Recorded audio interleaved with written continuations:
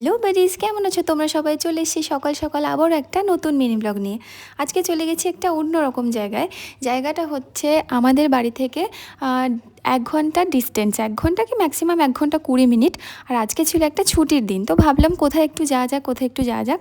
তো চলে এলাম একটা নতুন জায়গায়, আর জায়গাটার নাম ছিল কামারকিতা। আর এই যে জায়গাটা, পুরো জায়গাটা দেখতে পাচ্ছ, এত সুন্দর নারকেল গাছ, পুকুর, এত সুন্দর একটা বাড়ি। এটা হচ্ছে আমাদের চেনা যে বিস্কিটের কোম্পানি আছে উইস্ক ফার্ম।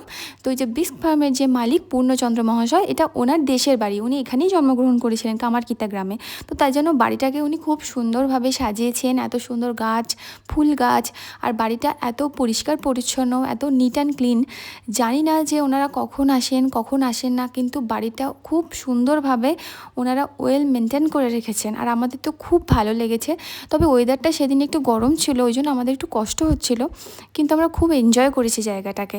আর তোমরাও যদি কেউ কামারকিতার কাছাকাছি থাকো বা বর্ধমানের কাছাকাছি থাকো, অবশ্যই বাড়িটা ঘুরে আসতে পারো, তোমাদের নিশ্চয়ই ভালো লাগবে।